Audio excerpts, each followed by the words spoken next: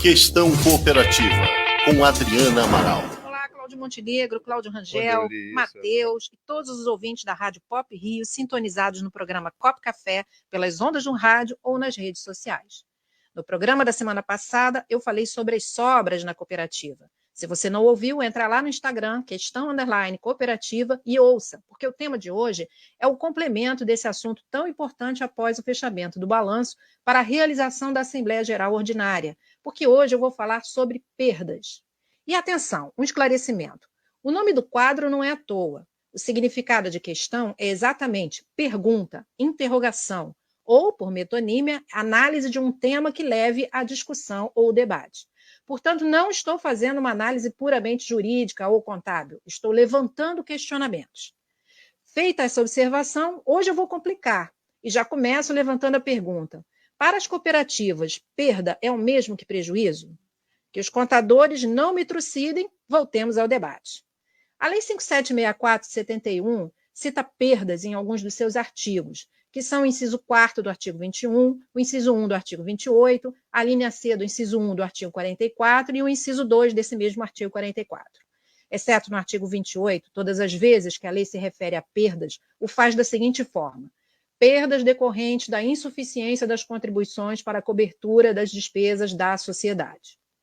Por outro lado, quando se refere a prejuízo, usa prejuízos verificados no balanço do exercício, excluídas as despesas gerais, aí bota lá entre parênteses, inciso 2 do artigo 80, e repete no artigo 89 a previsão: os prejuízos verificados no decorrer do exercício serão cobertos com recursos provenientes do fundo de reserva e, se insuficiente este, mediante rateio entre os associados, na razão direta dos serviços usufruídos, ressalvada a opção prevista no parágrafo único do artigo 80.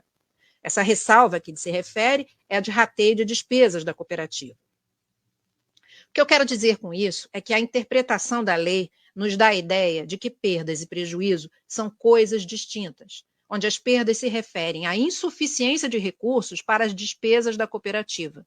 E prejuízo pode ser um resultado negativo da cooperativa apurado no balanço do exercício social, que não é o mesmo das despesas da cooperativa. E se assim o é, a cooperativa pode não ter perdas, mas ter prejuízo. Passando por uma situação concreta, significa o seguinte: a cooperativa teria conseguido pagar todas as despesas ordinárias, mas teria, por exemplo, uma dívida de empréstimo. Essa dívida estaria classificada como prejuízo. Mas, afinal, Adriana, para que serve esse debate? Serve para analisarmos um outro ponto fundamental no cooperativismo, que é esse artigo 89, que está sendo interpretado pelo Judiciário como sendo obrigação dos cooperados ratearem os prejuízos da cooperativa. Ou seja, no exemplo que eu apontei, todos os cooperados teriam que arcar com a dívida do empréstimo. Mas se todos os cooperados têm que arcar com a dívida do empréstimo, imaginando que o fundo de reserva não seja suficiente para isso, significa que a responsabilidade do cooperado não fica restrita às cotas-partes por ele subscritas? Como ficaria o artigo 11 da Lei 5764, que diz: as sociedades cooperativas serão de responsabilidade limitada quando a responsabilidade do associado pelos compromissos da sociedade se limitar ao valor do capital por ele subscrito. Ora, se o cooperado subscreveu 1.000 cotas no valor de R$1, significa que ele tem a responsabilidade até R$1.000 nos termos do artigo 11 da Lei 5764.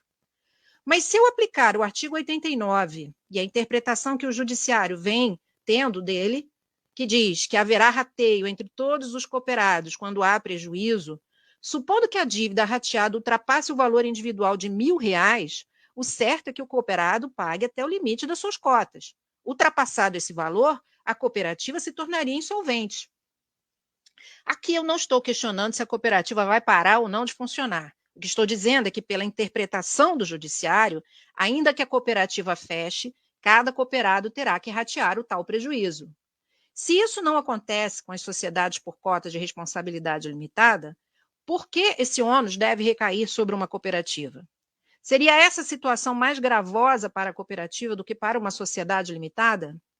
Bom, essas são questões que eu deixo para você, ouvinte, refletir e dar a sua opinião.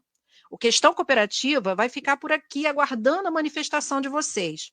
Vai lá no nosso perfil no Instagram ou no canal do YouTube, deixe sua opinião. Saudações cooperativistas e até a próxima.